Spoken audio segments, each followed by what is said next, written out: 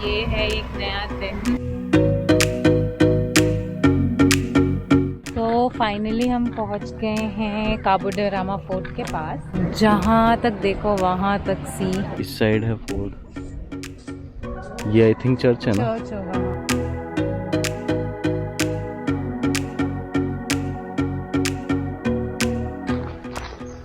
Payable beaches है। तो यार हालत हो गई थोड़ी खराब। यहाँ से काकोलम बीच 7 किलोमीटर।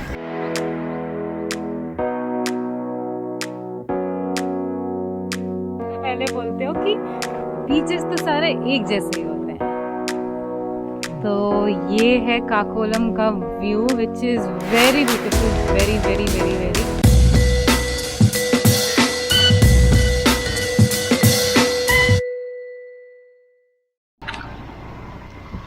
हेलो गाइस, ये है एक नया दिन और अभी फ़िलहाल हम जा रहे हैं जर्मन बेकरी पे लंच करने। उसके बाद हमारा प्लान है काबू डे रामा फोर्ट और काबू डे रामा बीच जाने का। अगर टाइम बचता है तो हम काकोलम जाएंगे, अदरवाइज़ आपको रेगुलर अपडेट्स हम देंगे।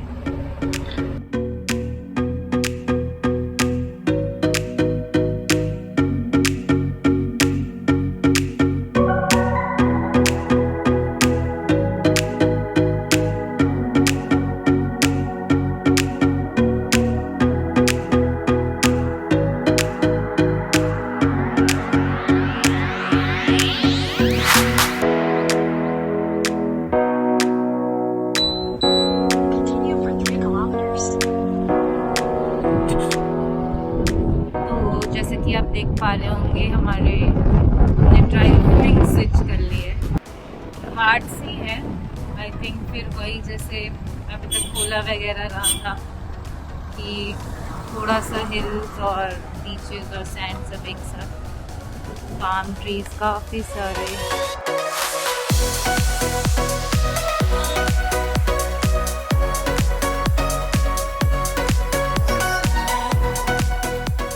तो फाइनली हम पहुंच गए हैं काबू डे रामा फोर्ट के पास और यहाँ से बोल रहे हैं कि 500 मीटर्स उस तरफ है फोर्ट और अगर यहाँ से जाते हैं तो हमें मिलता है बीच का रास्ता। और अभी फ़िलहाल हम हैं ऊपर और यहाँ से व्यू बहुत ही ज़्यादा प्रिटी है, बहुत अमेजिंग है।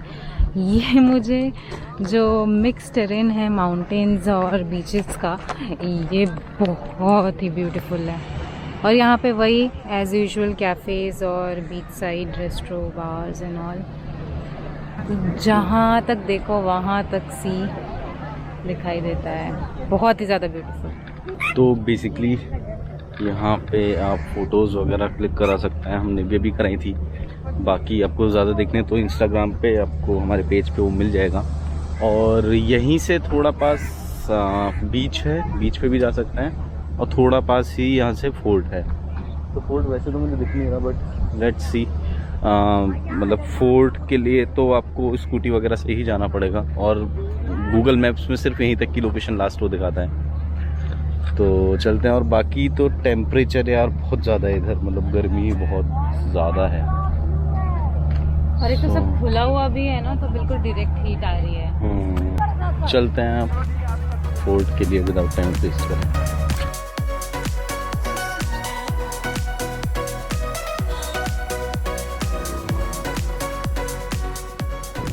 काफ़ी सारे architecture, forts, temples and all के बारे में स्टडी किया, तो मैं हमेशा एक्साइटेड रहती हूँ देखने के लिए।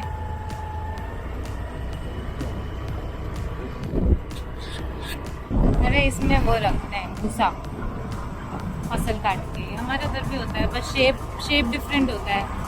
यहाँ इसका शेप। यहाँ के घर बहुत ही प्रिटी लगते हैं, छोटे से प्यारे से।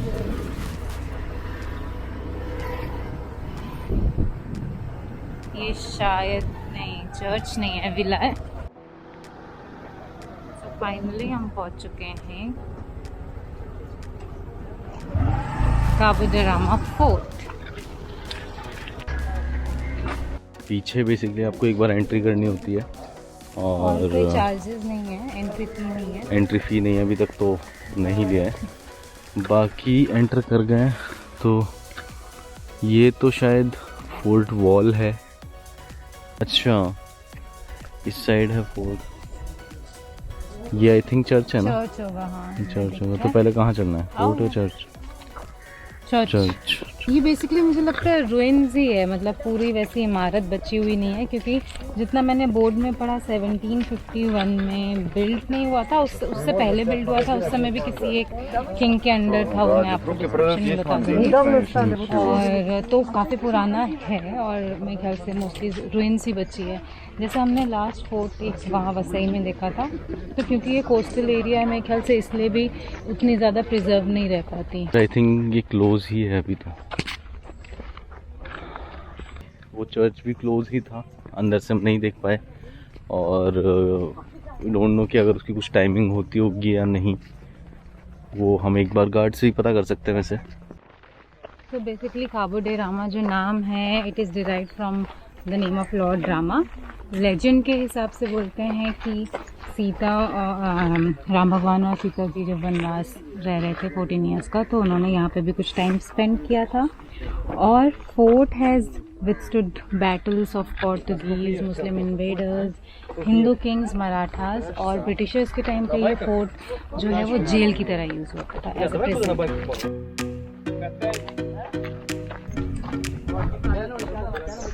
ये है इधर से व्यू।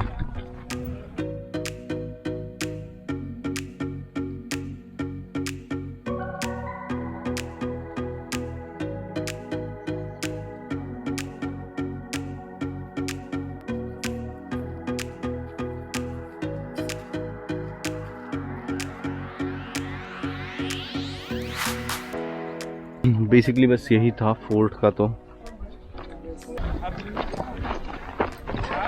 फोर्ट के नाम पे 2 वॉल्स लगी हुई हैं बाकी, लेकिन यहाँ से व्यू जो है ऑल पूरा रूइन ही हो चुका है मैक्सिमम। सिर्फ एक वॉल ही तो बची है और वो वही, कोई स्ट्रक्चर नहीं बचा है, सिर्फ वॉल्स, रूइंस बोल सकते हो अब आप।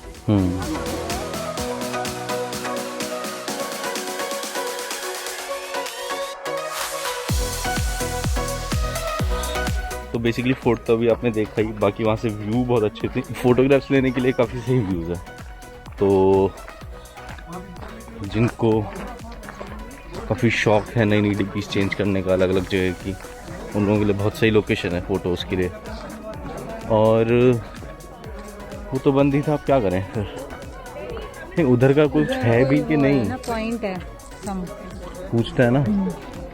तो बेसिकली इधर आगे भी व्यू पॉइंट है चर्च के जस्ट सामने, तो अभी वहीं पर ही जा रहे हैं, देखते हैं क्या व्यू आएगा। तो कुछ ऐसा रास्ता है।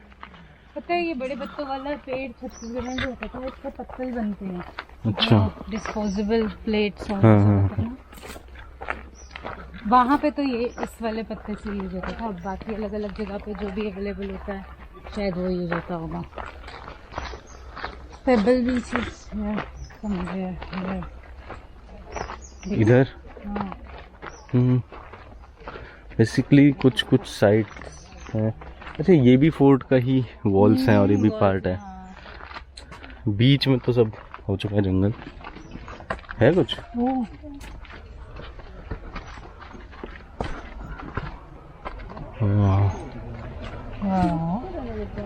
ये हैं पुरु आते हुए नीचे, और ये है पेबल बीच। तो कैफ़े है जहाँ पे आपको basic Maggi, lime soda, noodles, popcorn, पानी मिल जाएगा। बहुत ही क्यूट सा शैक। तो यार हालत हो गई थोड़ी ख़राब चलते चलते, बिकॉज़ आज सुबह से हम दोनों को वैसे भी अच्छा लग ही नहीं रहा था, और अभी इतनी ज़्यादा गर्मी है कि मुझे ऐसा फील हो रहा था कि सनस्ट्रोक होगा। तो ही फाइनली पानी पी के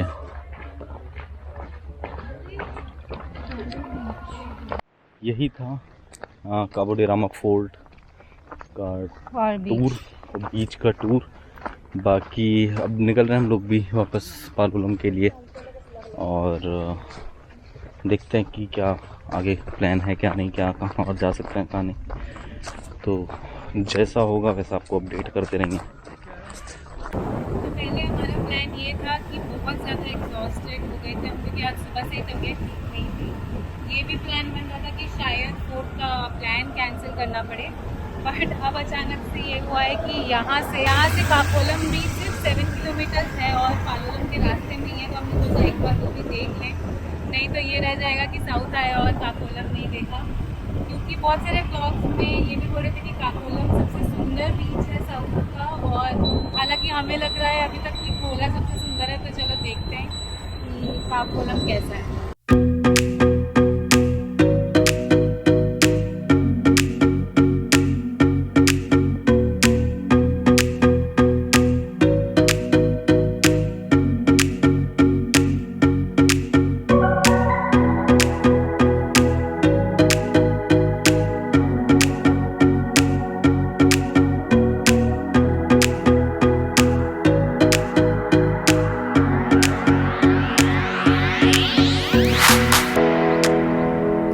तो अभी बहुत ही वियर्ड सी गूगल ट्रिक कर रहा था, बहुत पीछे Kakolem beach you have arrived at your location बोल रहा था, और अब यहाँ अंदर वैसे ही बीहट, और ये यहाँ पे बोर्ड अभी लगा हुआ है जो मेन रोड से बहुत ही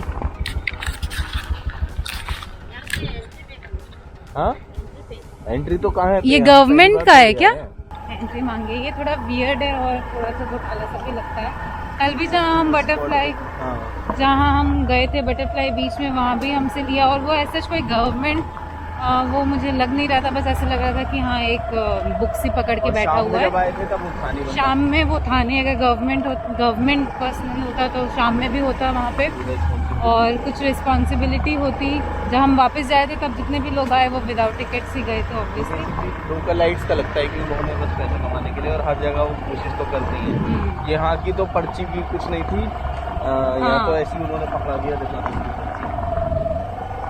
वहाँ तो फिर भी रिसिप्ट थी प्रॉपर पर, वो तो रिसिप्ट कोई भी किसी भी स्टेशनरी शॉप पे मिल जाती है। तो चलो अभी देखते हैं काकोलम, और काकोलम का रास्ता भी वैसा ही है। मेन चीज तो ये थी कि ये जो है ना यहाँ पे डिस्टेंस कम है जैसा कि इन्होंने बताया है, बाकी तो कुछ पता नहीं कौन सच बोल रहा है झूठ। यहाँ से बोल रहे थे 5 मिनट का रास्ते। यहाँ पे सारे ही बीचेस के बहुत ही खराब हैं, बहुत ज़्यादा रॉ है और मेंटेन तो बिल्कुल भी नहीं है। ये अगर मुझे लगता है गवर्नमेंट ही प्रॉपर टिकट लगा दे और ये मेंटेन कर दे तो उसका भी कुछ फ़ायदा होगा, और टूरिस्ट के लिए भी। पहले बोलते हो कि बीचेस तो सारे एक जैसे ही होते हैं, तो ये है काकोलम का view which is very beautiful, very very very very. वही है, अब जब हम बॉम्बे से बीचेस देख के आए थे तो एक परसेप्शन था कि सारे बीचेस तो सेम ही होते हैं यार, डिफरेंट क्या होता है। बट यहाँ पे एटलीस्ट हमने जितने भी 3-4 बीचेस देखे हैं वो सारे बहुत डिफरेंट और बहुत सुंदर हैं। तो यहाँ बेसिकली इस टाइप की स्टेयर्स बनी हुई है, तो नीचे तक आपको थोड़ा सा ऐसे वॉक करके जाना पड़ेगा।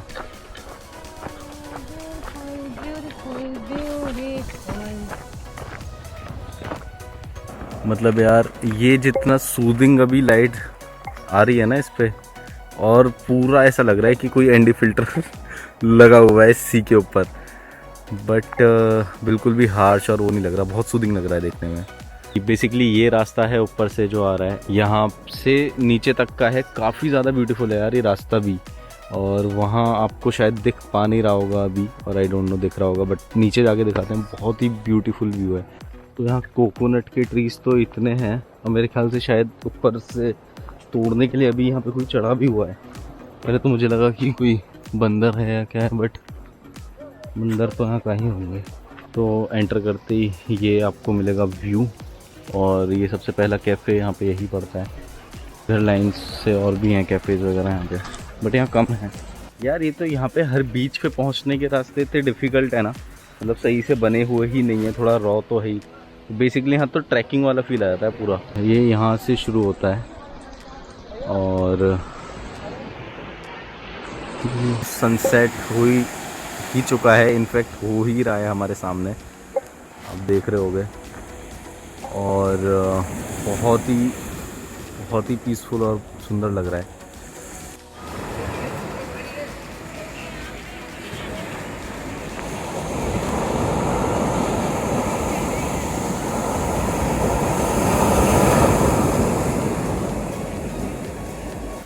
तो आज बेसिकली लास्ट डे है हमारा गोवा की ट्रिप का। आज रात की ही फ़्लाइट है वापस दिल्ली की।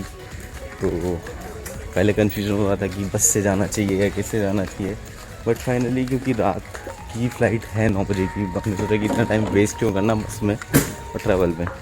बेटर ये रहेगा कि टैक्सी, थोड़ा ऑब्वियसली काफ़ी एक्सपेंसिव तो है, बट ये है कि पूरे दिन का हमें बफर टाइम मिल जाएगा। अगर दिन भर अभी बीच पे भी रुकते हैं, चेकआउट हमने कर चुके हैं, तो बैग वगैरह बेसिकली आप बोलोगे आज पूरे दिन का लेने का कोई मतलब नहीं था, बिकॉज निकलना ही था, अभी 2-3 घंटे की बात हो रहा है। आप यहाँ कहीं भी बोलोगे तो लोग मना नहीं करते हैं, हेल्पफुल रहते हैं काफ़ी। हाँ, हमें उन्होंने चेकआउट टाइम जो 11 है उससे भी एक्सटेंड कर दिया, दे दिया, उसके बाद भी बैग्स वगैरह के लिए। पालोलम में हम जितनी बार भी बीच पे रुके हैं तो सिर्फ शाम या रात में सिर्फ रात में, और दिन का इतना हम एंजॉय कर नहीं पाए। और आज सुबह जाके रियलाइज़ हुआ कि ये भी वर्थ इट है काफ़ी ज़्यादा। हाँ। क्योंकि पालोलम बीच ही है जो सबसे ज़्यादा हैपनिंग है और बड़ा भी है, और लोग सुबह से ही वहाँ पे स्पेंड करते हैं। तो लेट्स सी, बैठते हैं उधर, थोड़ा करते हैं चिल आउट।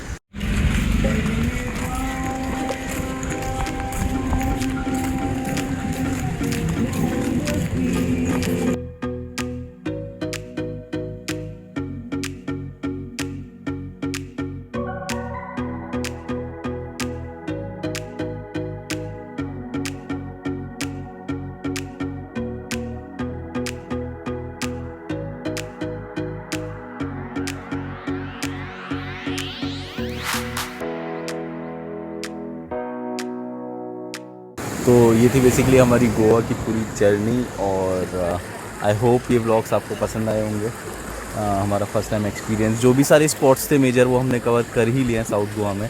और साउथ गोवा के अगर आपको सारे स्पॉट्स कवर करने हैं आराम से, तो आपको इतना टाइम तो चाहिए ही, 4 दिन तो मिनिमम आपको यहाँ पे चाहिए, अदरवाइज़ बहुत रश हो जाता है। नेक्स्ट टाइम इसके बाद प्लान करेंगे, कभी आएंगे तो फिर नॉर्थ गोवा का ही करेंगे।